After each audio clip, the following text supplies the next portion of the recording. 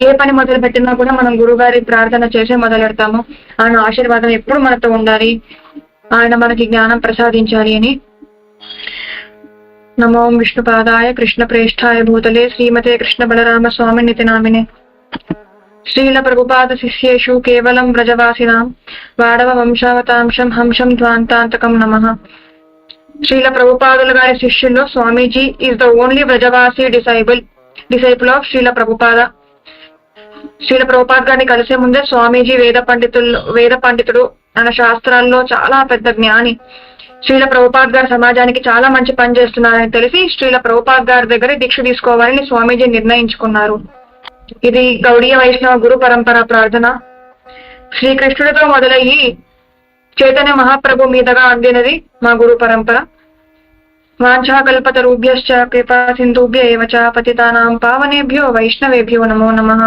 అందరి వైష్ణవ భక్తులకి నా ప్రణామములు. వారు కల్పతరు లాంటి వాళ్ళు. మనలాంటి బద్ధ జీవుల్ని ఉద్ధరించాలని వాళ్ళు నిరంతరం భగవంతుని ప్రార్థిస్తారు. ఇది ఈ శ్లోకానికి అర్థం కాదు, నేను మీకు చెప్తున్నా వైష్ణవ భక్తులు ఎలా ఉంటారు అని చెప్పి. ఈ శ్లోకానికి అర్థం ఇక్కడ కనిపిస్తుంది. సో ఆల్రెడీ చాలాసార్లు చెప్పాను. ఇంకా ఇంట్రొడక్షన్ టు సనాతన ధర్మ అనే అద్భుతమైన సిరీస్ నడుస్తోంది. బేసిక్ నుంచి అన్ని కవర్ అవుతున్నాయి. సో ఎవరైనా మిస్ అయితే గ్రూప్ లో లింక్స్ ఉన్నాయి, మీరు ఖచ్చితంగా ప్లీజ్ టైం తీసుకొని చూడండి. మీ ఒక్క నిమిషం కూడా మీరు వేస్ట్ చేసుకున్నారని మీకు అనిపించదు. ఆ క్లాసెస్ మీరు చూస్తే మీరు టైం యూజ్ చేసుకున్నారని మీకు అనిపిస్తుంది. पूज्यपाद महामंडलेश्वर महंत श्री कृष्ण बलराम स्वामी जी महाराज की जय। श्री श्री राधा गोविंद भगवान की जय। श्री वृंदावन धाम की जय हो। श्री वृंदावनेश्वरी राधा रानी की जय हो। नमः ओम विष्णुपादाय कृष्ण प्रेष्ठाय भूतले श्रीमते कृष्ण बलराम स्वामिनिति नामिने श्रील प्रभुपाद शिष्येषु केवलं व्रजवासिनं वाडव वंशावतंसं हंसं ध्वांतांतकं नमः। ప్రియమైన ఆత్మబంధువులందరికీ నా హృదయపూర్వక నమస్కారం. ముందుగా మనం భగవద్గీతని ఎలా ప్రారంభించారో, దాన్ని ఎవరి ద్వారా వింటే మనకి నిజమైనటువంటి భక్తి జ్ఞానం కలిగిద్దో తెలుసుకున్నాము ఇంతకుముందు. ఈరోజు ముందుగా భగవద్గీత మనకి ఎందుకు మకుటాయమానమైందో, దానిలో ఏమేమి వివరించారో భగవానుడు తెలుసుకుందాం. మనకి 4 వేదాలు, 18 పురాణాలు, 108 ఉపనిషత్తులు, మహాభారతం, ఇలా ఇవన్నీ ఉండగా శ్రీమద్ భగవద్గీతని ఎందుకు ప్రామాణిక గ్రంథంగా తీసుకున్నానంటే, ఇది స్వయంగా దేవాది దేవుడైన శ్రీకృష్ణ భగవానుడి యొక్క వాంగ్మయం. ఈ 4 వేదాలు కూడా భగవానుడి యొక్క నిశ్వాసం నుండి వచ్చినాయి. వాటిని తర్వాత వ్యాసదేవులు లిఖిత వాటి నుండే ఈ గ్రంథాలన్నీ కూడా వచ్చింది మిగతావన్నీ.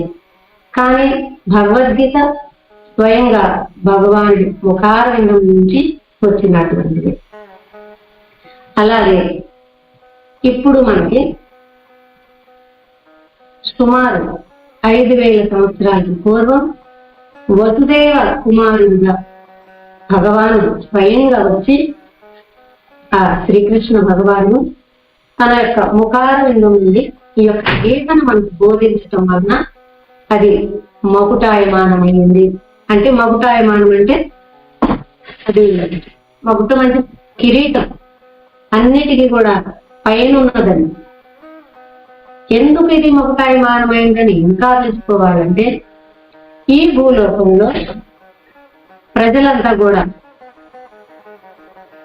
భౌతిక మాయా మోహాల్లో జరా వ్యాధులతోటి జనన మరణ చక్రంలో పడి తిరుగుతున్న ఈ యొక్క ఆత్మని ఉద్ధరించడానికి భగవానుడు ఈ యొక్క భగవద్గీతను బోధించారు.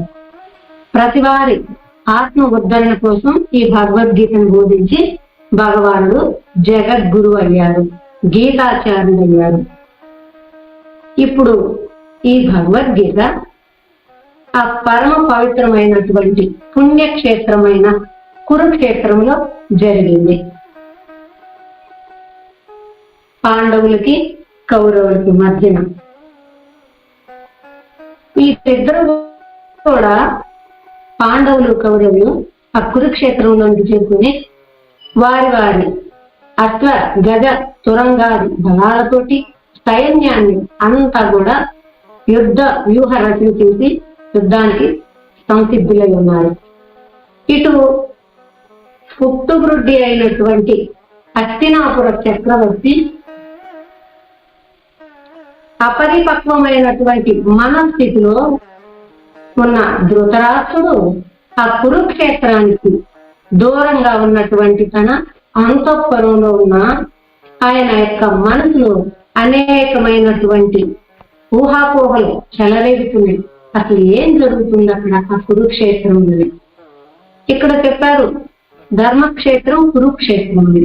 అసలు అది ధర్మక్షేత్రం కురుక్షేత్రం ఎందుకు ఇంత ప్రసిద్ధి అయింది అని ముందర మనం కురుక్షేత్రం గురించి తెలుసుకుందాం. ఒక 4 యుగాలు ఉన్నాయి మనకి. అలాగే ఆ 4 యుగాల్లో కూడా ఒక్కొక్క పుణ్యస్థలం ఉంది. సత్యయుగంలో పుష్కర క్షేత్రం, అలాగే త్రేతాయుగంలో కురుక్షేత్రం, ద్వాపర యుగంలో నైమితారణ్యం, కలియుగంలో పావనమయి గంగా, చరణం శనికలి గంగా ప్యారి అని. అంటే ఇక్కడ అన్నింటికంటే ఈ 4 యుగాల్లో మన పాపాలను పోగొట్టడానికి పావనమై గంగా అని చెప్తున్నారు. అంటే వాటిని దర్శనం చేస్తున్నాం. మిగతా 3 యుగాలు అంటే పుష్కర క్షేత్రానికి వెళ్ళి అక్కడ దర్శనం చేస్తున్నాం. ఇక్కడ కురుక్షేత్రానికి వెళ్ళినా కూడా ఆ కురుక్షేత్రంలో బ్రహ్మ స్వయంగా వచ్చి పెద్ద యజ్ఞం చేశారంట. అందుకని అది చాలా పవిత్రమైన భూమి అని కురుక్షేత్రం ఇంత పవిత్రమైంది. ఇక్కడ నైమితారణ్యంలో ఈ సమునకాదశికి సూత గోస్వామి వినిపించాలని మనం ఏ పురాణం విన్నా ఏది వింటున్నా కూడా ఆ ప్రకారంగా వింటున్నాము. సూత గోస్వామి వినిపించాలి సమునకాదశికని అంటే అన్ని పురాణాలు మహా భాగవతం కూడా అక్కడ వినిపించారు. వీటిని దర్శనం మాత్రమే చేస్తున్నాం. కానీ కలియుగంలో ఉన్నటువంటి ఈ పావన గంగలో ఆ భగవానుడు చరణాల నుంచి వచ్చినటువంటి ఆ గంగమ్మ పావనమైనటువంటి గంగలో మనం మునుగు వెళుతున్నాం, స్నానం చేస్తున్నాం. దాన్ని కనివి తీర దాన్ని స్నానం చేసి తాగు జీవితంగానైనా సరే అంటే ఇంత తేలికైనటువంటిది దాంట్లో మునిగిపోయేటటువంటిది చరణమాట కలియుగంలో గంగా.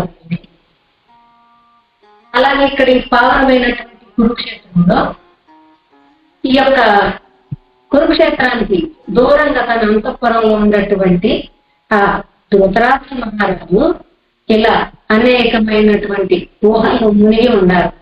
ఏంటి ఇది పావనమైనటువంటి పుణ్యభూమి అని చెప్పుకున్నాను కదా కురుక్షేత్రం.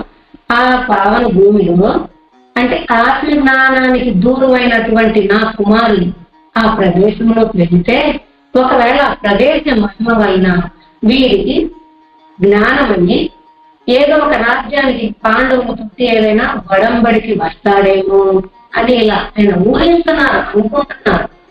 ఒకవేళ ఈయన దుర్యోధనుడు రాలేదు అనుకో ఏ వడంబడికి ఇటు పాండు కుమారులు విశుద్ధ మనసు కలిగినటువంటి వారు, నిర్మల మనస్కులు.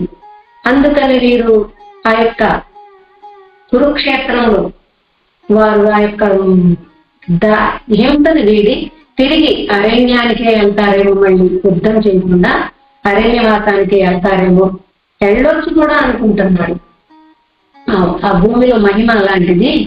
నిర్మల మనసు కలిగినటువంటి వారికి ఇంకా ఎక్కువ నిర్మలిపోతున్నారు. నిర్మల మనసు లేనటువంటి వారు నిర్మల మనసు కలగొచ్చేమోనని ఇలా ఆయన ఊహలు చేస్తూ ఒకవేళ ఇప్పుడు వీళ్ళిద్దరు ఏదో ఒక వడంబడికి చూసుకొని వీళ్ళిద్దరు ఏదో ఒక వడంబిడక చేసుకున్నా కూడా భవిష్యత్తులో మళ్ళీ ఇలాంటిది తిరిగి రావచ్చేమో అని ఇలా అనుకుంటూ మళ్ళా అనుకుంటున్నాడు అతను. ఏంటి, భీష్మదేవుడంటి పరాక్రమశాలి మన వైపు ఉండగా మాకు అపజయమే ఉండదని ఇలా ఎన్నో ఊహలతోటి ఈ తనులో తను ఇవన్నీ కూడా అనుకుంటా ఉన్నారనమాట. ఒకవేళ పాండురాజు కుమారులు నిర్మల మనస్సు అవటం వలన ఆ కురుక్షేత్ర భూమి వారికి ఇంకా శక్తిని ఇనుమడింపజేయొచ్చేమో, అందువలన యుద్ధ ఫలితం ఎట్లా ఉంటుందో, దానివలన వారికే విజయలక్ష్మి వరించవచ్చేమో అని చాలా సందేహాలతోటి కూడా ఉన్నారు కౌరవుల యొక్క అపజయానికి. అలాగే ఆత్మ యొక్క జ్ఞానానికి, ఆత్మ జ్ఞానానికి దూరమైనటువంటి కౌరవులు అంటే తన కుమారులు రాజకాంక్ష కోసం భౌతిక సుఖాపేక్ష దాసులయ్యి వీరు ఉండటం వలన వీరిని ఆ యొక్క దురదృష్ట దేవతే భరించిద్దేమో, వీరికి అపజయం కలగొచ్చని తనలో తానే ఇలా అనేకమైనటువంటి ఊహాగానాలతోటి ఏమి చేయాలో తెలియని స్థితిలో ఉండి అప్పుడు అక్కడ ఉన్నటువంటి అంటే అక్కడ వ్యాస వారి చేత ఆ యొక్క రణరంగంలో ఏం జరుగుతుందో జరిగేటటువంటి పరిస్థితిని, ఆ సంభాషణని వినటానికి తగినంత దివ్య దృష్టిని పొందినటువంటి సంజయుని ఇలా ప్రశ్నిస్తున్నారన్నమాట. అక్కడ ధర్మక్షేత్రే కురుక్షేత్రే సమవేత యుత్సవ అని మామథా పాండవాచేగా కిమకూర్వత సంజయ అని సంజయుని ధృతరాష్ట్రుడు ప్రశ్నిస్తున్నారు. యొక్క భగవద్గీతలో ప్రథమంగా సంజయ్ ఉవాచన లేదు, భగవాన్ ఉవాచన లేదు, అర్జున ఉవాచన లేదు. ఎవరికి ధృతరాష్ట్ర ఉవాచ అని. అంటే ఇలా ఊహాపోహల్లో ఉండి ఆ యొక్క భగవాను ఊహాపోహల్లో ఉండి ఆ సంజయ్ని ప్రశ్నిస్తున్నాడు తెలుసుకోవటానికి. ఇలా ఆ ప్రశ్నతోటి మహాభారతం మొదలైంది. అక్కడ అప్పటికే వారంతా కూడా 2 సేనలు కూడా యుద్ధానికి సంసిద్ధమై ఉన్నారు. దాంట్లో అప్పుడు భగవానుడు ఈ 18 అధ్యాయాలని వివరించారనమాట. ఆ 18 అధ్యాయాలు ఏవేంటో ముందు తెలుసుకుందాం. 18 అధ్యాయంలో ఫస్ట్ది అర్జున విషాద యుగం. ఈ అర్జున విషాద యుగంలో భగవానుడు మనకి వివరిస్తున్నారు. యుద్ధం చేయటానికి సంసిద్ధులై వచ్చినటువంటి అర్జునుడు ఉభయ పక్షాల్లో ఉన్నటువంటి వారందరినీ చూసి తాతల్ని, తండ్రుల్ని, మేనమామల్ని, మిత్రుల్ని వీరంతా కూడా నా రక్త సంబంధికులు, వీరిని చంపి నేనేం చేస్తాననేటటువంటి ఒక ఆయనకి విషాదం వచ్చేసిందనమాట. ఆ విషాదాన్ని గురించి 1వ అధ్యాయంలో వివరించారు. అలాగే 2వ అధ్యాయం సాంఖ్యయోగం. ఆ సాంఖ్యయోగంలో ఏమి చెయ్యాలో తెలియని మనస్థితిలో ఉన్న అర్జునుడికి, ఏం చెయ్యాలో తెలియని స్థితిలో ఉన్న అర్జునుడు భగవానుడిని తన ఆధ్యాత్మిక గురువుగా శరణు పొందారనమాట. అప్పుడు భగవానుడు తనకి శిష్యుడైన తరువాత ఇలా వినిపిస్తున్నారు. అశాశ్వతమైనటువంటి శరీరానికి శాశ్వతమైనటువంటి జీవాత్మకి గల సంబంధ జ్ఞానాన్ని వినిపించారు ఇక్కడ 2వ అధ్యాయంలో. 3వ అధ్యాయం కర్మ సన్యాస యోగం. 3వ అధ్యాయం కర్మయోగం. ఈ కర్మయోగంలో భగవానుడు మనం ఏ కర్మ చేసినా కూడా దానికి ప్రతిచర్య ఉంది.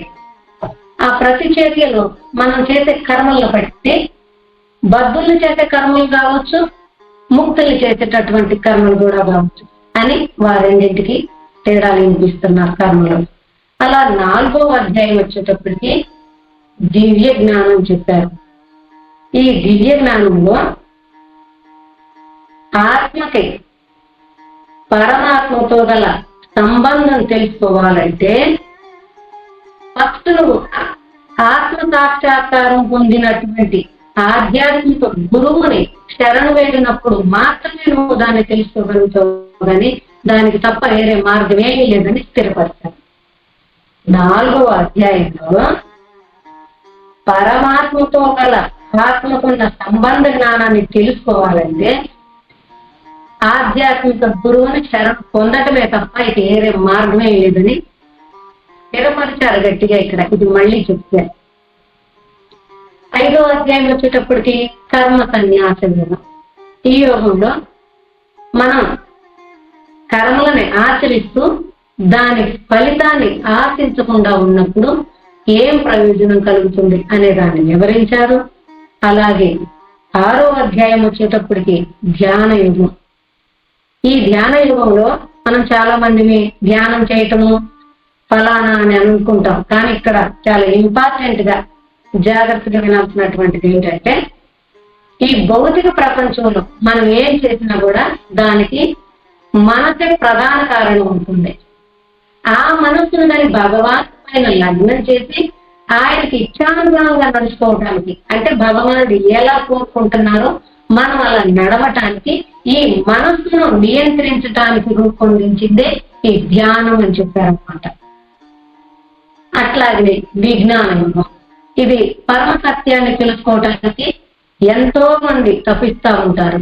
ఆ తపించేటటువంటి వారి ఏ ఒకానొక్కడు మాత్రమే నన్ను సరిగా అర్థం చేసుకుని నాకు అనన్య భక్తి చేసి దాని ద్వారా నన్ను చేరతాడు అని చెప్పి భగవానుడు ఇక్కడ విజ్ఞాన యుగంలో చెప్తున్నారు. అట్లానే 8వ అధ్యాయం అక్షర పరబ్రహ్మ యుగం. దీంట్లో బ్రహ్మం ఏమిటి, ఆత్మ ఏమిటి, ఈ యొక్క భౌతిక ప్రకృతి ఏమిటి, కర్మ ఏమిటి, దేవతలు అనేటటువంటి దాన్ని వివరించారు. అలాగే 9వ అధ్యాయం రాజ విద్య రాజవిద్య యోగం. దీనిలో భగవానుడు రహస్యాన్ని చెబుతున్నారు. ఏమిటంటే రాజవిద్య రాజగుహ్యం అన్నారు. అన్ని విద్యల్లో ఉత్తమమైనటువంటి విద్య, దాంట్లో కూడా మళ్ళీ రహస్యమైనటువంటి దాన్ని ఏమిటంటే అది భగవానుని ఎలా చేరతాము అనేటటువంటి రహస్యాన్ని వినిపించారు ఈ యొక్క 9వ అధ్యాయంలో. 10వ అధ్యాయం విభూతి యోగం. దాంట్లో తన యొక్క విభూతులన్నీ కూడా వివరించిన తర్వాత అర్జునుడు ఆ యొక్క శ్రీకృష్ణ భగవానుని దేవాది దేవుడిగా అంగీకరించి సర్వ ప్రాణులకి సర్వ సృష్టికి కూడా మీరే కారణమని చెప్పారు. అలాగే 11వ అధ్యాయం విశ్వరూప సందర్శన యోగం. ఈ యోగంలో ఇంకా అర్జునుడికి మనసులో ఉన్న సందేహాలు ఏమన్నా ఉంటే అవి కూడా తొలగించడానికి భగవానుడు తన విశ్వరూపాన్ని చూపించారు. ఇక 12వ అధ్యాయం భక్తి యోగం. దీంట్లోకి వచ్చేటప్పటికి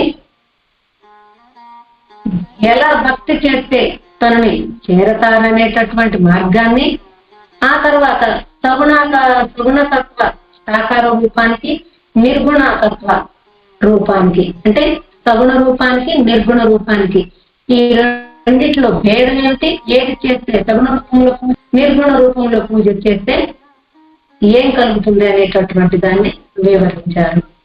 అలాగే 13వ అధ్యాయం వచ్చేటప్పటికి క్షేత్రజ్ఞ విభాగ యుగం. దీంట్లో ఈ భౌతిక ప్రకృతి తర్వాత ఆత్మ, ఈ రెండింటికి ఆవల ఉన్నటువంటి పరమాత్మని గురించి వివరించారు. 14వ అధ్యాయం గుణత్రయ విభాగ యుగం. ఈ భౌతిక ప్రకృతిని అనుసరించి ఈ 3 గుణాలు ఉన్నాయి. ఈ 3 గుణాలు కూడా ఈ జీవిని మన పైన ఎలా పనిచేస్తున్నాయి అంటే ఈ 3 గుణాలు కూడా ఈ జీవుల పైన ఎలా పనిచేస్తున్నాయి, ఈ గుణాల నుంచి మనం బయటపడేదెలా, తర్వాత ఈ గుణాల నుంచి బయటపడినటువంటి వారి లక్షణాలు ఏంటనేటటువంటి దాన్ని ఈ గుణత్రయ విభాగంలో బోధించారు. అలాగే 15వ అధ్యాయం పురుషోత్తమ ప్రాప్తి యోగం. దీంట్లో శ్రీకృష్ణ భగవానుడు తను దేవాది దేవుడుగా తన అత్యున్నత స్థితిని, తన ధామాన్ని వర్ణిస్తున్నారు. 16వ అధ్యాయం వచ్చేటప్పటికి దైవాసుర సంపద్భావ యోగం. దీంట్లో భగవానుడు దైవ లక్షణాలేంటి, అసుర లక్షణాలేంటి, ఏ ఏ లక్షణాల్లో మనలో ఉన్నాయి అనేటటువంటివి వివరిస్తున్నారు. 17వ అధ్యాయం వచ్చేటప్పటికి శ్రద్ధాత్రయ విభాగ యోగం. దీంట్లో భగవానుడు మనం ఈ భౌతిక ప్రకృతిని అనుసరించి 3 గుణాలు ఉంటాయని అని చెప్పుకున్నాం ఇంతకు ముందు.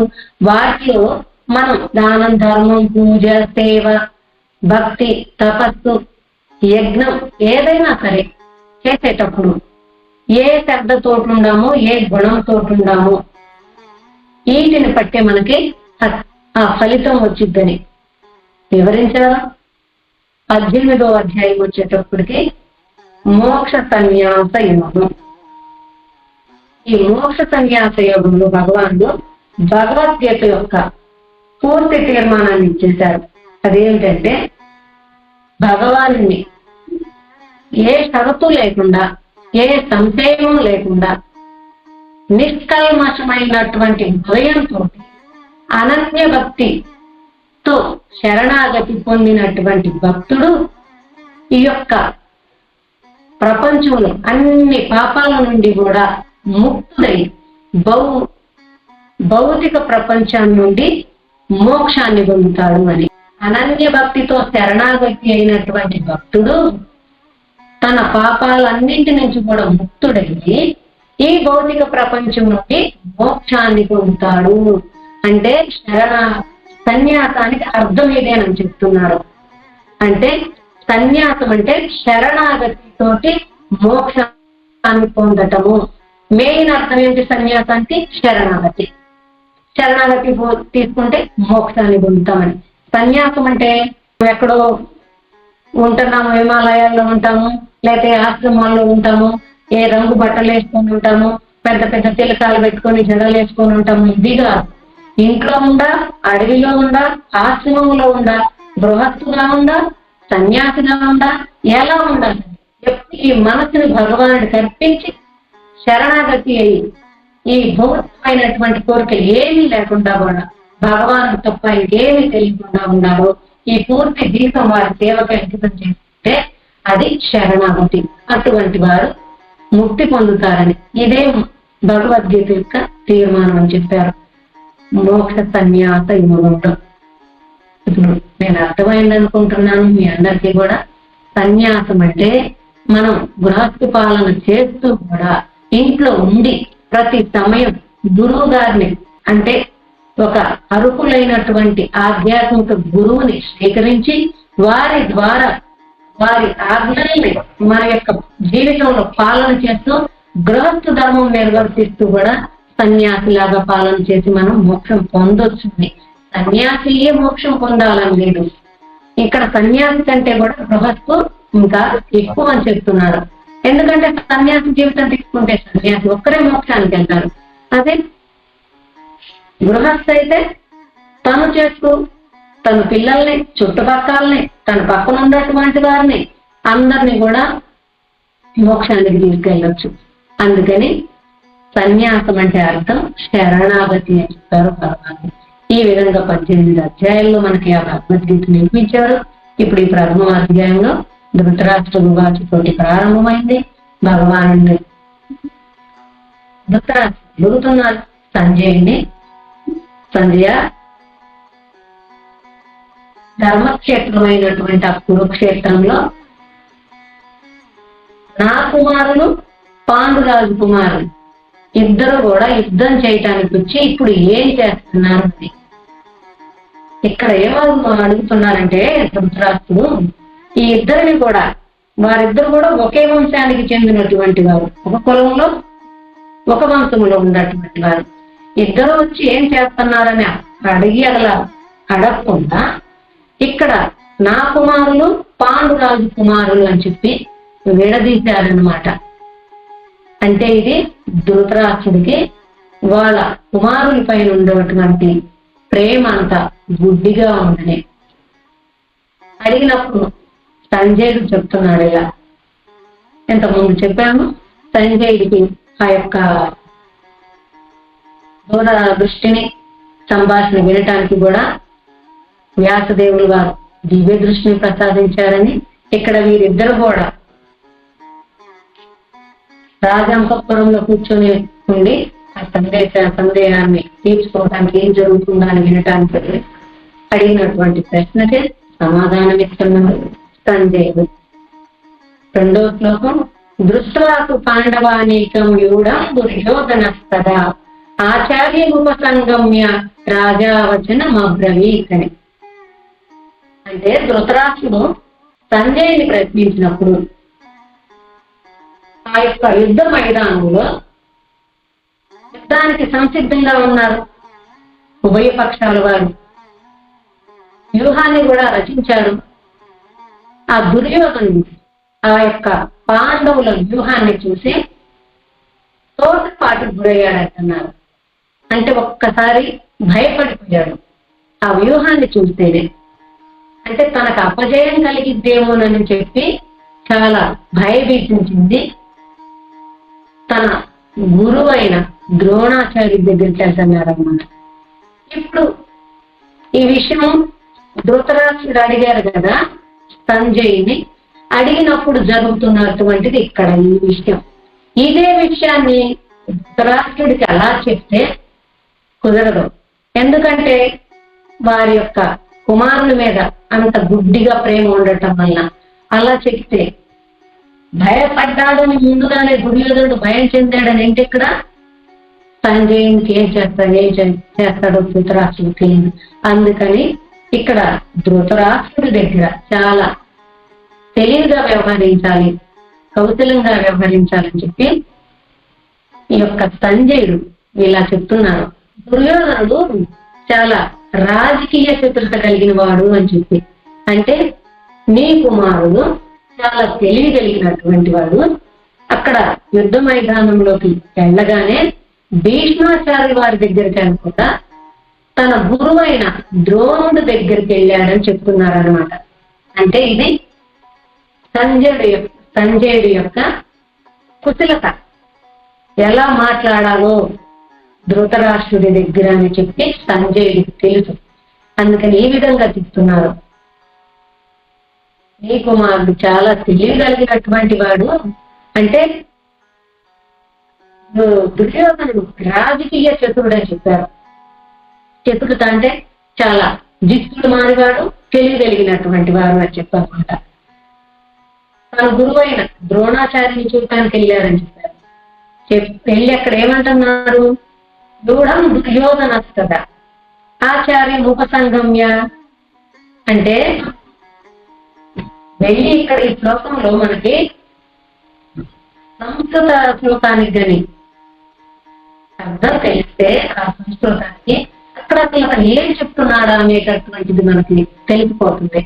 ఏం చెప్తున్నాడంటే ఆ యొక్క ద్రోణాచార్యుల వారి దగ్గరికి వెళ్ళి అస్త్ర విద్యలన్నీ కూడా నువ్వు ఆ దృష్టోద్యమునికి నేర్పి బుద్ధిహీనుడు అయ్యావు.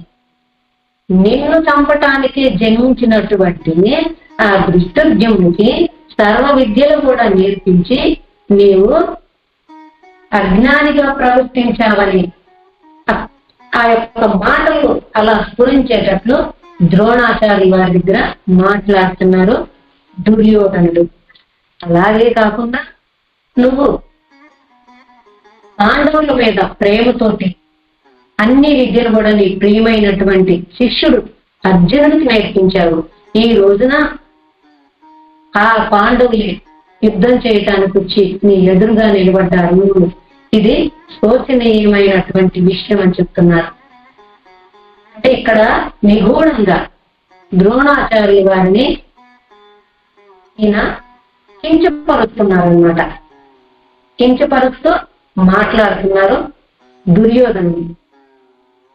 అట్లాగే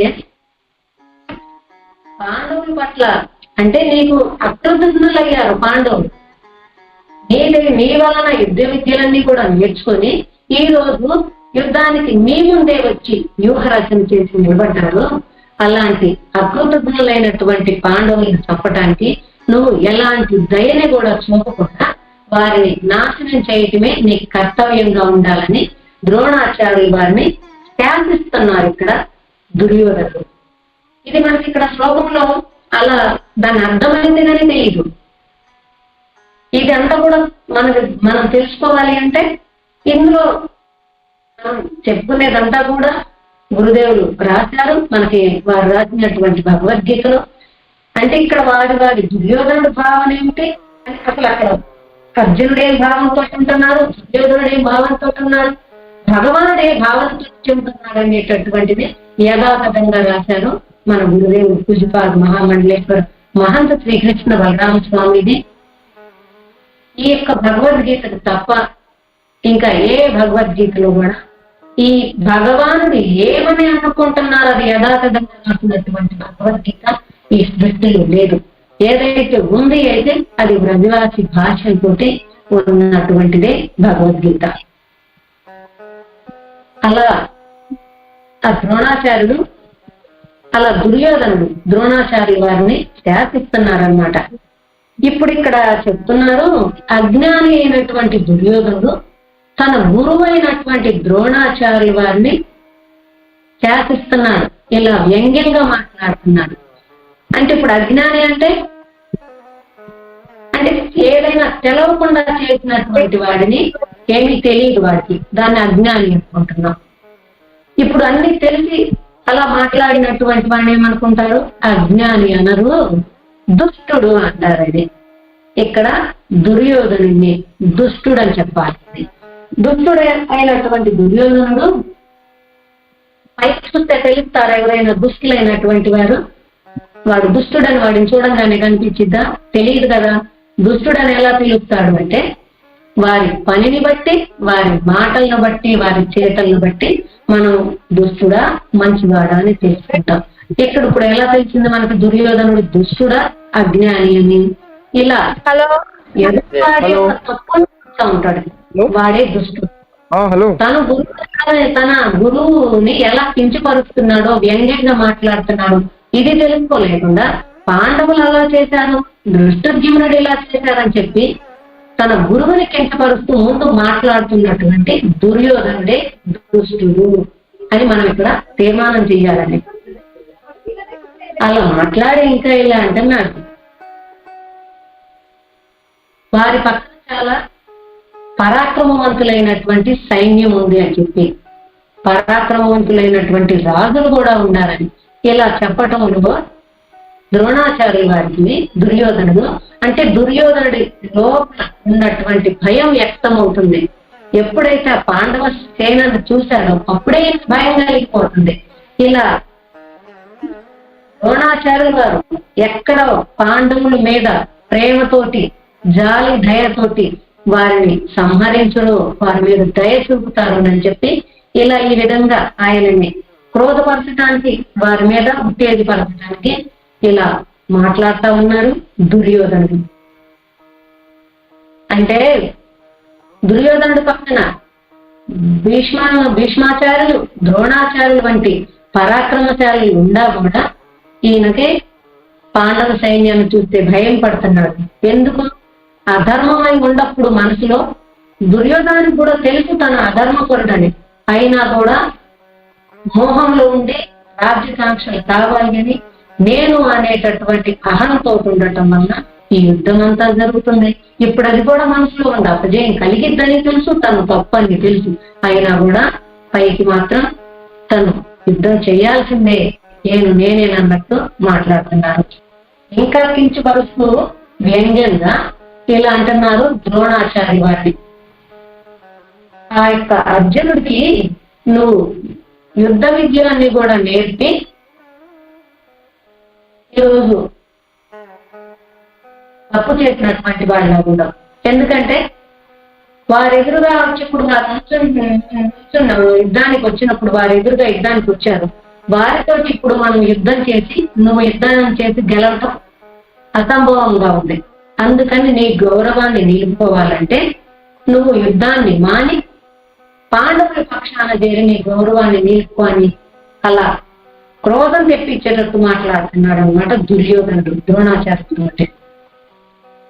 అంటే ఇక్కడ యుద్ధంలో వారి పక్కన చేరి నువ్వు గౌరవాన్ని నిలుపుకోమంటున్నాను, ఈ పక్కన యుద్ధం మానేసి నువ్వు వారితో ఇప్పుడు నువ్వు యుద్ధం చేయడం గెలవలేవు అని చెప్పినప్పుడు ఈ యొక్క ద్రోణాచార్యుల వారి యొక్క మనసు బాధపడిద్దేమోనని మళ్ళీ ఇలా బుజ్జగిచ్చడానికి మెల్లిగా ఇలా చెప్తున్నారనమాట దుర్యోధనుడు. పాండవుల పక్షానే కాదు పరాక్రమవంతులుండి మన పక్షములో కూడా ఉన్నారు అని చెప్తూ ఇలా ముందుగా ద్రోణాచార్య వారి పేరు చెప్తున్నారు. భీష్మాచార్య వారి పేరు చెప్పకుండా ద్రోణాచార్య వారి పేరు వినిపిస్తున్నారు. అంటే ఇక్కడ ద్రోణాచార్య వారిని మళ్ళీ మెత్తపరచడానికి, మనసుని కించపరిచారు కదా, ఇప్పుడు దాన్ని మళ్ళీ బుజ్జగించడానికి ముందు ద్రోణాచార్య వారి పేరు చెప్పి, తర్వాత భీష్ముల వారి పేరు చెప్పి, తర్వాత వారి యొక్క సేనలో ఉన్నటువంటి పరాక్రమవంతుల వారి పేర్లన్నీ కూడా వినిపించారు. వినిపించి ఇలా అంటున్నాడు దుర్యోధనుడు, ఇంకా అంటే మన పక్కన కూడా, నా పక్కన చాలా పరాక్రమవంతులైనటువంటి రాజులు ఉన్నారు, వారు నా కోసం ప్రాణాలు సైతం కూడా త్యజిస్తారు, అందుకు సిద్ధమయ్యే ఈ రణరంగానికి వచ్చాను. ఒకవేళ మీరు పాండవుల మీద దయతోటి వారిని సంహరించలేదంటే కూడా ఈ యొక్క రాజు వారిని వదలరు అని హెచ్చరిస్తున్నారన్నమాట. ఇంకా ద్రోణాచార్యుల వారిని హెచ్చరిస్తే ఇలా చెప్తున్నారు, మన యొక్క సైన్యం భీష్మాచార్యుల వారి అండదండల్లో ఉంది. అంటే ఆయన తాతగారైనటువంటి భీష్ముల వారు బ్రతికున్నంత కాలం కూడా మనకి అపజయం అనేది లేదు అని. పాండవులు కౌరవుల పక్కన 11 అక్షౌహిణుల సైన్యం, అది కూడా భీష్మాచార్యుల వారి సేనాధిపతిగా ఉన్నారు. భీష్మాచార్యుల వారి సంరక్షణలో ఉన్న సైన్యం అంతా. ఇటు పక్కన చూస్తే పాండవులకి 7 అక్షౌహిణుల సైన్యం, అది భీముడి యొక్క సంరక్షణలో ఉంది. ఇక్కడ యుద్ధ నీతులు, రాజనీతులు, ధర్మనీతులు అన్ని తెలిసినటువంటి వాడు భీష్ముడు వారు. ఇక్కడ ధర్మనీతి కానీ రాజనీతి కానీ అంతా కూడా తెలియకుండా ఉన్నటువంటి వాడు భీముడు. ఇక్కడ వివరిస్తున్నారు ఇది దుర్యోధనుడు. ఇలా భీష్మాచార్యుల వారి రక్షణలో ఉన్నటువంటి మన సైన్యానికి ఎప్పుడు కూడా అపజయం కలుగదు. అంటే ఈ సేనాధిపతిగా ఉన్నారు ఇక్కడ భీష్ములు వారు, అందుకని మనం వారు బ్రతికున్నంత కాలం మనకు అపజయం లేదనుకున్నారు కదా, అంటే విషయము వారికి మనం ఏ ఆపద కలగకుండా వారిని రక్షిస్తా ఉండాలి ముందు అని ఆ సైన్యానికి అంతా కూడా హెచ్చరిక చేసి చెప్తున్నాడు అనమాట. ద్రోణాచార్యుడికి, మిగతా వారందరికీ కూడా ముందు భీష్మాచార్యుల వారికి రక్షణగా ఉండాలి. ఇక్కడ ఏమీ తెలియనటువంటి భీముడు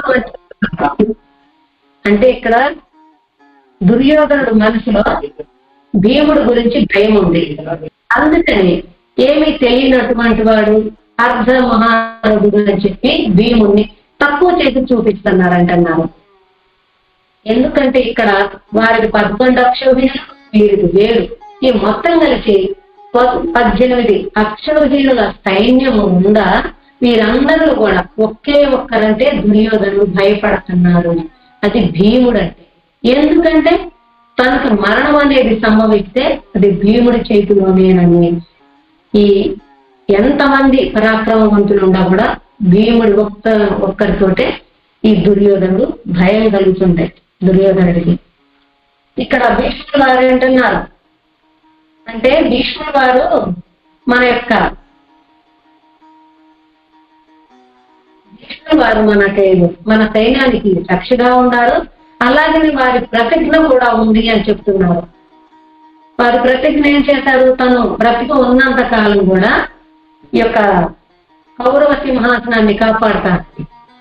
ఇప్పుడు అంటే వారు బ్రతికుంటే మనకెప్పుడు కూడా అపజయం అనేది కలుగుదని వారిని రక్షించాలని చెప్తున్నారు. వారికి ఇలా చెప్పేటప్పటికి అంటే వారి భీష్ముల యొక్క శాస్త్ర తేజాన్ని ధర్మనిష్ఠతోటి శపథం చేశారు. ఆ యొక్క శపథాన్ని గుర్తు చేసుకున్నప్పుడు ఆ భీష్ముల వారిని ఎంతైనా కానీ రాజు యొక్క క్షత్రియుడి తన క్షత్రియతని తన తేజాన్ని పొగిడినప్పుడు ఎవరైనా సరే ఇంకా ఉత్తేజం అవుతారన్నమాట. అలాగే ఇక్కడ భీష్మాచార్యులు వారు కూడా దుర్యోధనుడి నుంచి తన మాటలు విని, అంటే భీష్మదేవుడు వారు యొక్క శాస్త్రాన్ని, తేజాన్ని, వారి యొక్క ధర్మనిష్టని వినేటప్పటికీ భీష్మాచార్యులు వారు చాలా సంతోషించి ఇక్కడ సంతోషించారు. కానీ భీష్ముల వారికి కూడా తెలుసు ఈ యొక్క దుర్యోధనుడి మాటల మూలంగా తెలుస్తుంది. అంటే దుర్యోధనుడు చాలా భయభీతి చెందుతున్నాడని. ఆ దుర్యోధనుడి భయాన్ని పోగొట్టడానికి భీష్ముల వారు తన శంఖాన్ని పూరించారనమాట. యుద్ధానికి సంసిద్ధులై తన శంఖాన్ని పూరించారు. వెంటనే ఎప్పుడైతే భీష్ముల వారు శంఖాన్ని పూరించారో వెంటనే కౌరవ సైన్యం అంతా కూడా వారి వారి శంఖాలని, భేరీలని, శృంగాలని, మరి అనేకమైనటువంటి వాయిద్యాలను మ్రోగించారు. కౌరవుల యొక్క ఈ శంఖధ్వనులు విని పాండవ సైన్యం ఏ మాత్రం కూడా చెలించలేదు.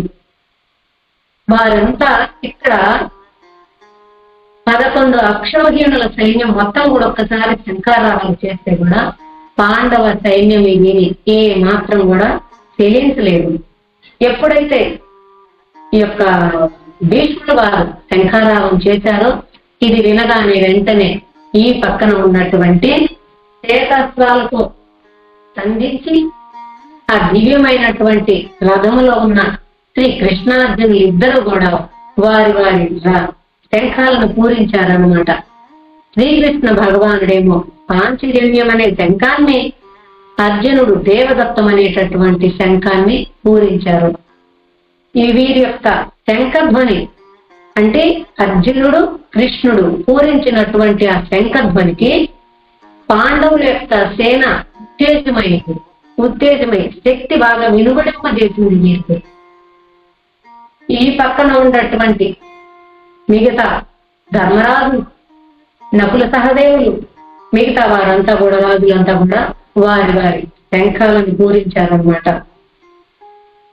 ఈ పాండవుల శంఖారావాలకి ఏర్పడినటువంటి ఆ భయంకర ధ్వనులు ఉండే కదా, ఆ ధ్వనులు భువనాంతరాలను కూడా నిండిపోయినాయి అని చెప్తున్నారు.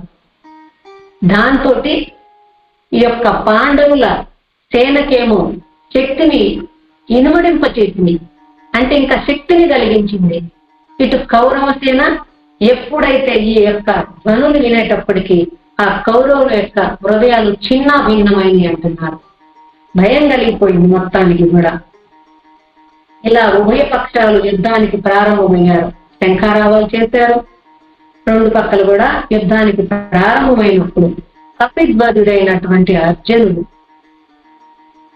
దివ్య రథంలో ఉన్నారని చెప్తున్నారు. కపిధ్వజుడైన అర్జునుడు అంటే ఆ యొక్క అర్జునుడి యొక్క రథం పైన జెండాపై హనుమంతులు వారు ఉన్నారు. హనుమంతులు వారు ఎక్కడుంటే అక్కడ విజయమేనండి. దీనికి నేను సాక్ష్యంగా అక్కడ రామాయణంలో చెప్పారు రాముల వారి విజయానికి ఎలా కారణమయ్యారు అని. అలాగే ఇక్కడ హనుమంతులు వారు ఆ యొక్క జెండా పైన ఉన్నారు, అందుకని దాన్ని కపిధ్వజుడు అన్నారు. అలాగే కృష్ణార్జునులు అధిరోహించి ఉన్నటువంటి ఆ రథం కూడా దివ్యమైనటువంటి రథమని, ఆ రథాన్ని అర్జునుడికి అగ్నిదేవుడు ప్రసాదించారు. దానిలో ఉంటే ముల్లోకాలను కూడా జయించగలిగేటటువంటి అద్భుత శక్తి ఆ రథానికి ఉందని, అలాంటి రథంలో కృష్ణార్జునులు ఉన్నారన్నమాట. ఆ రథంలో కూర్చొని ఉన్నటువంటి అర్జునుడు యుద్ధానికి రెండు పక్కల కూడా శంఖారావాలు జరిగినాయి, సంసిద్ధులయ్యారు. ఇప్పుడు కృష్ణయ్యని చూసి ఇలా చెప్తున్నాడు, ఓ అచ్యుత, నా రథాన్ని ఉభయ సేనల మధ్యకి తీసుకెళ్లి నీకు నేను ఈ యొక్క ఉభయ సేనల్లో యుద్ధం చేయటానికి వచ్చినటువంటి వారిని ఒక్కసారి నేను చూడాలి అని చెప్పి భగవాను కోరారనమాట. అర్జునుడి కోరిక మన్నించి భగవానుడు తన రథాన్ని తీసుకెళ్లి ఉభయ సేనల మధ్య నిలిచారు.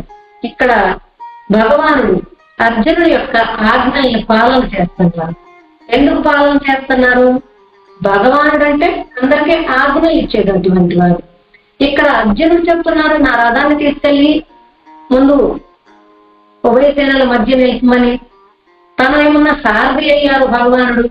సారథి అంటే భగవానుడు ఆ రథంలో కింద కూర్చోవాలి, అర్జునుడు పైన కూర్చుంటున్నారు. కింద కూర్చున్న తర్వాత కూడా ఆ రథాన్ని ఇటు తిప్పాలి లేదా ఇటు తిప్పాలి, ముందుకు నడవాలి అని అంటే సారథికి యొక్క పైన ఉన్నటువంటి రథికుడు, రథంలో ఉన్నటువంటి అతనికి కొన్ని అందరూ చూసేటట్టు చెప్పుకోలేనండి. ఈటెళ్ళు లేకపోతే ఇటు పాని ముందు పాని అని అలా చెప్పుకోలేరనమాట. చెప్పడం కూడా ఎవరికి తెలియకుండానే మీరిద్దరికి తెలుసు. అది యొక్క కింద పాదాల దగ్గర ఉంటారన్నమాట సారథి. ఆ సారథికి పైన ఉన్నటువంటి ఆయన ఆ యొక్క కాలి బొటన వేళ్ళతోటి కణతల పైన నొక్కుతారని చెప్తున్నారు. మనకి కుడివైపు పోవాలంటే కుడివైపు నొక్కుతారు, ఎడమవైపు పోవాలంటే ఎడమవైపుకి, ముందుకు వెళ్ళాలంటే ఒక విధంగా ఇలా చేస్తానికి కూడా సిద్ధమయ్యారు భగవానుడు. సారథి పని అంటే సారథి పని. ఆ గుర్రాలను మెడవాలి, కట్టాలి, మాలిష్ చేయాలి, తర్వాత ఎటు తీసుకెళ్ళమంటే అటు తీసుకెళ్ళాలి. ఎంతగా ఎందుకు చేస్తున్నారు అంటే భగవానుడు అనన్యమైనటువంటి భక్తులు కనుక పాండవులు, వారికి ఏది చేసినా కూడా నాకు ఇంకా అది సరిపోదనుకుంటారు. ఎప్పుడైతే భక్తుడు అనన్యమైనటువంటి భక్తుడై శరణాగతి పొంది ఉంటాడో ఆ భక్తుడు యొక్క సాధకుని కోసం భగవానుడు వారి వెనక తిరుగుతూ ఉంటారంటున్నారు. అలాగే మనకి మహాభారతంలోనే చెప్తున్నారు. యొక్క భగవద్గీతలో కూడా మనకి తెలుస్తుంది. భగవానుడు ధర్మరాజుని చక్రవర్తి చేసి ఆ రాజు సింహాసనం మీద చూడాలి అంటే ధర్మరాజు వస్తే భగవానుడు లేచి ముంచుంటారని చెప్తున్నారు. భక్తులంటే అంత భగవానుడికి తన యొక్క భార్య అయిన లక్ష్మి గాని, పుత్రుడైన బ్రహ్మ గాని తనకు తాను కూడా అంత ఇష్టం కాదు అని. ఎవరు ఇష్టం అంటే భగవానుడికి పరమ భక్తులైనటువంటి వారు, అనన్యమైనటువంటి భక్తులకి భగవానుడు దాసుడవుతాడని. అందుకని ఇక్కడ అర్జునుడికి సారథి అయ్యి తను చెప్పినటువంటి ఆజ్ఞలను పాలన చేస్తా ఆయన ఆ రథాన్ని తీసుకొచ్చి ఉభయ సేనల మధ్య నిలిపారు. ఆ ఉభయ సేనల మధ్యకు వచ్చిన తర్వాత అక్కడ ఉన్నటువంటి తాతల్ని, తండ్రుల్ని, మేనమామల్ని, గురువుల్ని, మిత్రుల్ని వారందరినీ కూడా చూసి దయార్థ హృదయం చెందినటువంటి అర్జునుడు విశాలమయ్యాడు. ఇప్పుడు ఇక్కడ మనం తెలుసుకోవాల్సినటువంటి విషయం, అర్జునుడు పరమ భక్తుడు, అనన్యమైనటువంటి భక్తుడు అంటున్నాం. ఆ పరమ భక్తుడికి ఈ మోహం ఎలా వచ్చింది? మాయా మోహాలు సాధారణమైనటువంటి జనులకు ఉంటే, ఇక్కడ అర్జునుడు పరమ భక్తుడు, ఇతన్ని మోహం ఎందుకు ఆవరించింది అంటే అది భగవానుడు చేసినటువంటి మాయాన్ని. ఎప్పుడో ఇంతకు ముందు భగవద్గీతను చెప్పారు, సూర్యదేవుడికి చెప్పారని. ఇప్పుడు ఆ తర్వాత లుప్తమైపోతుంది ఈ జ్ఞానం. ఈ భౌతిక ప్రపంచంలో ఉన్నటువంటి జీవులందరినీ కూడా మళ్ళీ ఉద్ధరించాలి, ఆ లుప్తమవుతున్నటువంటి జ్ఞానాన్ని బయటికి చెప్పాలి అని అంటే దానికి తగిన విధమైనట్టుగా ఉండాలి, దానికి తగినటువంటి అర్థం చేసుకోవడానికి దానికి తగినటువంటి వ్యక్తి కూడా ఉండాలి. అందుకని ఇక్కడ అర్జునుడిని ముందు పెట్టుకుని ఆయనకి మోహం కలిగేలాగా చేశారు ఇక్కడ భగవానుడు. దయార్థ హృదయం అని చెప్పుకుంటున్నాం. ఇక్కడ అర్జునుడు యుద్ధం చేయడానికి వచ్చి కూడా తనను చంపడానికి వచ్చారని తెలిసి వీరంతా, కానీ వారిని చూసి దయదలుస్తున్నారు. ఇది అర్జునుడికి అభిప్రాయంగానే ఉంది. అంటే అర్జునుడు భక్తుడు అవటం వలన ఇక్కడ ప్రతి వారి మీద కూడా దయ చూస్తున్నారు, వారికి జాలి కలుగుతుంది. నన్ను చంపడానికి వచ్చినా కూడా పర్వాలేదని క్షమాగుణం ఉండడం చేసిందనమాట. అంటే ఇది భక్తుల యొక్క లక్షణాలు కూడా ఇలా ఉండాలి అని ఇక్కడ మనకి ఈ విధంగా కూడా తెలియపరుస్తున్నారు. భక్తుడైనటువంటి వాడు ఎప్పుడు కూడా క్షమాగుణం కలిగి ఉండాలి. ఎప్పుడు వారితోటి వైరం పెట్టుకోవటము లేక ఎప్పటికో గుర్తు పెట్టుకోవడం ఉండటము కాదు. భక్తుడి యొక్క కోపం నీటి మీద గీతలాగా ఉండాలి. అది అప్పటికప్పుడే మర్చిపోవాలి కానీ దాన్ని ఎప్పటి నుంచో మనసులో పెట్టుకొని ఉండేది భక్తుడు కాదు అని. భక్తుడైనటువంటి వాడు దయాగుణం కలిగి ఉండటం, క్షమాగుణం కలిగి ఉండటం, ఇతర వారి యొక్క తప్పులను చూడకుండా ఉండటం, తప్పులు ఉన్నా కూడా వాటిని క్షమించేసి వదిలివేయగలిగినటువంటి మనసు ఉండాలి భక్తుడికి అని. ఇది లేదు అయితే ఇంకా పరిపక్వత చెందిన భక్తుడు కాదు అని. అర్జునుడు పరిపక్వత చెందినటువంటి భక్తుడు, తనలో నుంచి ఇవన్నీ కూడా వస్తున్నాయి. ఇంకా ఇలా అంటున్నాడు అనమాట అర్జునుడు, జనార్దన, ఈ యొక్క నాపై నా యుద్ధం చేయడానికి వచ్చినటువంటి నాతో యుద్ధం చేయడానికి వచ్చిన తాతల్ని తండ్రుల్ని వీరందరినీ చూస్తుంటే నాకు వణుకు వస్తుందని చెప్తున్నారు. నా శరీరం వణుకు వస్తుంది, నా చర్మం ఎండిపోతుంది, నా నోరు పోతుంది, నిలబడలేకుండా ఉంటాను. ఇక నా రక్త సంబంధికులందరినీ కూడా చంపడం వలన నాకేం మేలు కలిగిద్ది? నాకు అందుకని ఈ రాజ్యం వద్దు, ఈ రాజభోగాలు వద్దు, నాకు ఈ విజయం కూడా వద్దు అని చెప్పి ఆయన భగవానుడితో చెప్తున్నారు అన్నమాట. ఇంకా ఏం చెప్తున్నారు అర్జునుడు? ఇక్కడ ఉన్నటువంటి రాజులంతా కూడా రాజ్యకాంక్షతో ఉండాలి, రాజభోగాలు అనుభవించాలనేటువంటి కాంక్షతో ఉండాలి. ఇలా వీరు ఈ యుద్ధంలో మరణిస్తే వీరి స్త్రీలను రక్షించేవాడు లేక వీరు అంటే స్త్రీలంటే చంచలమైనటువంటి మనసు కలిగినటువంటి వారు అన్నమాట. వాళ్ళు ఒకరి యొక్క తల్లి ఆ స్త్రీలని రక్షించాలని చెప్తున్నారు. ఫస్ట్ తండ్రి రక్షణలో ఉండాలి, తర్వాత భర్త రక్షణలో ఉండాలి, ఆ పైన సంతానం అంటే కుమారుడు వారి రక్షణలో ఎప్పుడు స్త్రీకి రక్షణ ఉండాలి. ఇలా లేదు అయితే ఈ పరుల భార్యను బడి వీరు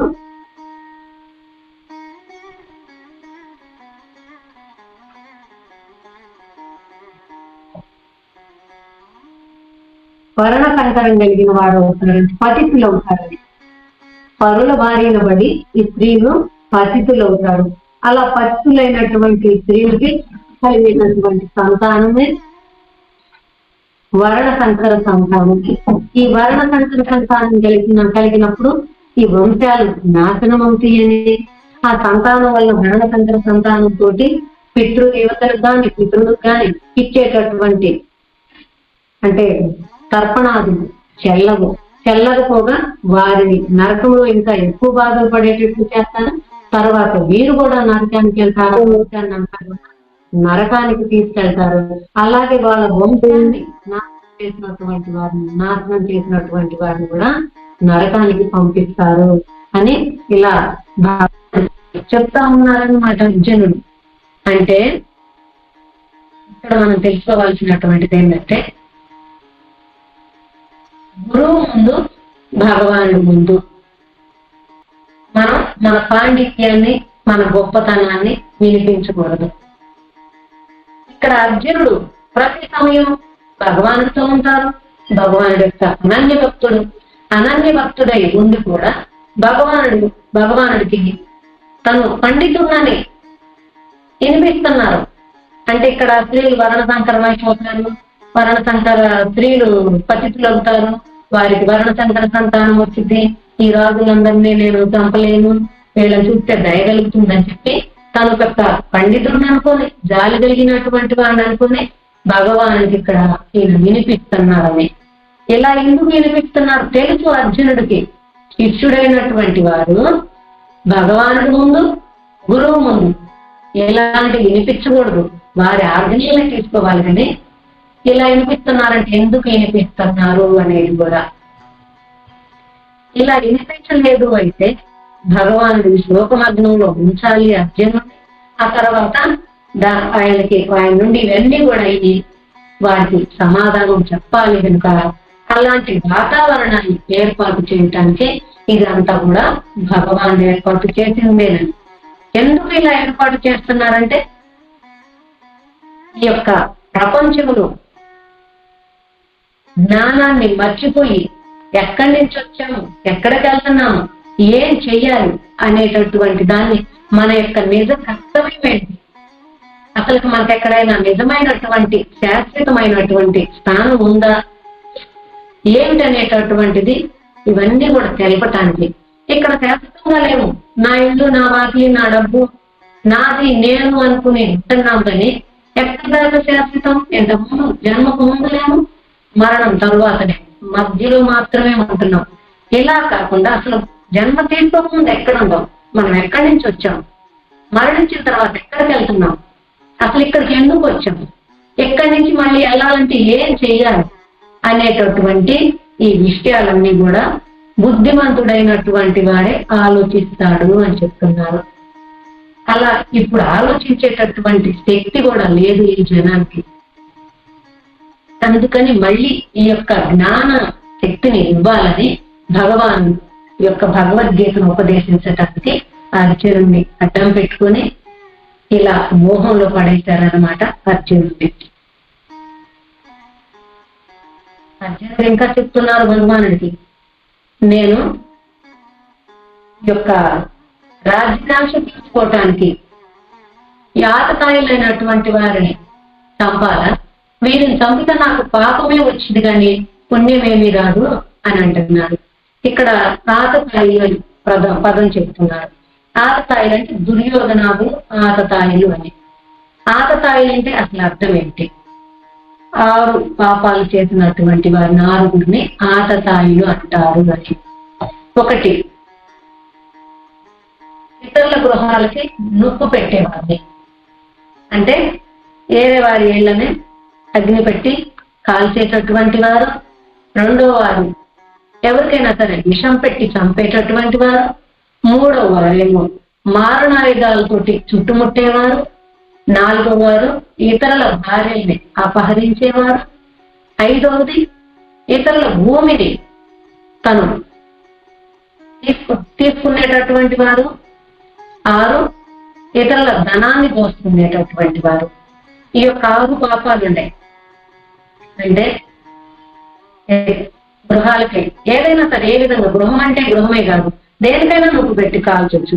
అలా నొప్పు పెట్టి అగ్నితో కాల్చేవాడు, ఆ తర్వాత విషం పెట్టి చంపేవాడు, ఆ తర్వాత మారణ ఆయుధాలతోటి, వారి దగ్గర ఏం ఆయుధాలు లేవు, వేరే వాడి దగ్గర వీడు వచ్చి ఆయుధం తీసుకొని వచ్చి చంపేస్తున్నాడు. ఏ గొడవ లేకపోయినా కూడా ఇలా ఆయుధాలతో, గొడవ ఉన్నా కూడా తను కూడా రెడీగా ఉండాలి ఆయుధంతో. అప్పుడు ఇద్దరు కలిసి యుద్ధం చేయాలని, తను ఆయుధాలతో రెడీగా లేకుండా ఇతను మాత్రమే ఆయుధాలతో వచ్చి ఇలా ముట్టడించినటువంటి వాడు కానీ, పరుల భార్యలు తీసుకునేటటువంటి వారు, ఇతరుల భూమిని ఆక్రమించుకునేటటువంటి వారు, అలాగనే ఇతరుల ధనాన్ని దోచుకునేటటువంటి వారు, ఇలా పనులు చేసేటటువంటి వారిని ఆతతాయిలు అంటున్నారనమాట. ఈ ఆతతాయిల్ని ఎప్పుడైనా సరే, ఎక్కడైనా, ఎవరైనా కూడా ఆలోచించడానికి అవసరం లేకుండా చంపేయమని చెప్తుంది రాజనీతి. ఇక్కడ రాజనీతి ఉంది, ధర్మనీతి ఉంది. ఈ రెండింటిలో కూడా రాజనీతి కంటే ధర్మశాస్త్రం ఎక్కువైందని. రాజనీతి శాస్త్రం ధర్మశాస్త్రానికి కింద ఉంది. అందుకని ఈ యొక్క దీంట్లో ఈ కౌరవులు ఈ 6 పనులు చేసినటువంటి వారే. వీరిని చంపేయాలి, ఏం ఆలోచించడానికి అవసరమే లేకుండా. వారిలో వారి తాత అయినటువంటి భీష్మాచార్యులు వారు ఉన్నారు, ద్రోణాచార్యులు వారు ఉన్నారు, కృపాచార్యులు వారు ఉన్నారు. ఇప్పుడు వీరందరినీ కూడా చంపాలి కదా, మరి వారి పక్కన చేరారు కదా వీరు చేయకపోయినా ఆ చేసినటువంటి వారి పక్కన వచ్చినందుకు వీరిని కూడా సంహరించాలని రాజనీతి శాస్త్రం చెప్తుంది. ధర్మశాస్త్రం వచ్చేటప్పటికి గురువుల్ని వధించకూడదు. అతడు ఎలాంటి వాడైనా సరే బ్రాహ్మణుని గురువుని వదార్హుడు కాకుండా. ఇప్పుడు ఇక్కడ ఏం చేయాలి?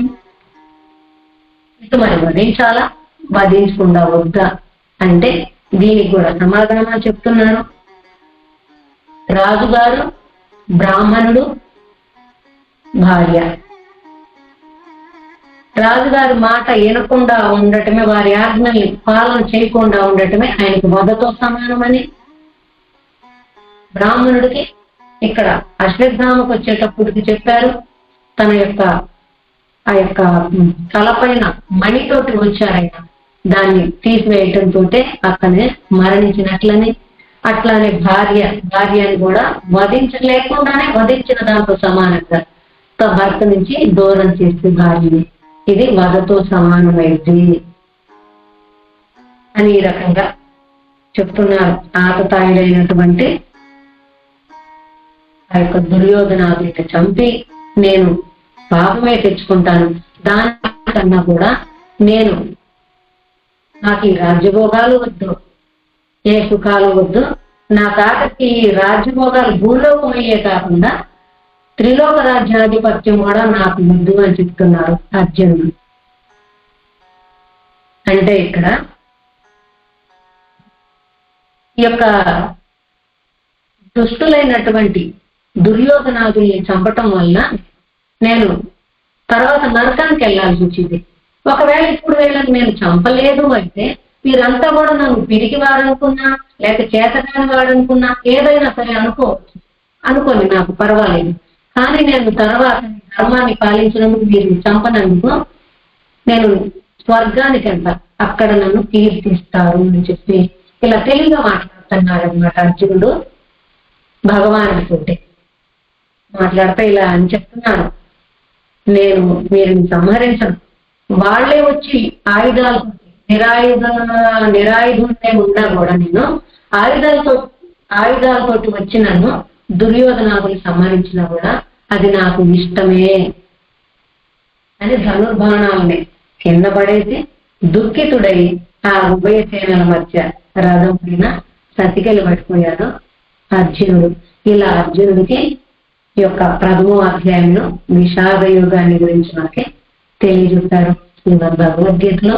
అలాగే సాంఖ్యయోగంలో ఇంతకుముందు చెప్పాము, సాంఖ్యయుగంలో ఏం చెప్పారు అనేది అది తర్వాత చెప్పుకున్నాం. ఈరోజు ప్రథమ అధ్యాయం. దీంట్లో మేము లేటుగా ఆహ్వం చేసిన లేదంటే ఎక్కడన్నా తప్పుగా పలికినా మీరు దాన్ని కొంచెం జాగ్రత్తగా విని కరెక్ట్ గా అర్థం తీసుకోవాలని నేను కోరుకుంటున్నాను. అలాగే భగవద్గీత మన గురుదేవుడు రచించినటువంటిది చాలా విశుద్ధపూర్వకంగా ఉంది. దాన్ని కానీ మనం చదువుకున్నామంటే మనకు భగవద్గీత పావు శాతమే అర్థమైంది. మొత్తం మనం గురువు గారు ఎంత విశదంగా రాసినా కూడా ఆ భగవద్గీతనే కూర్చొని గురువు గారి ముందు వారి ద్వారా ఒక్కొక్క శ్లోకాన్ని మనం వినలేదు అయితే మనకి ఎప్పుడు కూడా భగవద్గీత పైన మాత్రమే అర్థమైంది. అసలు దాని అంతరార్థం ఏంటి అనేటటువంటిది మనం ఎన్ని జన్మలెక్కినా కూడా మనంతట మనం చదువుకుంటే మనకు అది అర్థమే కానటువంటిది. అలాంటి ఆ భగవద్గీతలో ఉన్నటువంటి నిగూఢ జ్ఞానాన్ని ఒక సద్గురు ద్వారానే వినాలని శ్రీకృష్ణ భగవానుడు ఈ యొక్క సాంఖ్యయోగంలో గట్టిగా స్థిరపరిచి చెప్పేశారనమాట. అలాంటిది సాంఖ్యయోగాన్ని తర్వాత తెలుసుకుందాం. పిల్లలందరికీ కూడా నమస్కారాలు. జై Shriram. Thank you so much మాతాజీ, మీరు సెషన్ చెప్పినందుకు. సో మీరు ప్లీజ్ మాతాజీ సెషన్ బాగా చెప్పారు.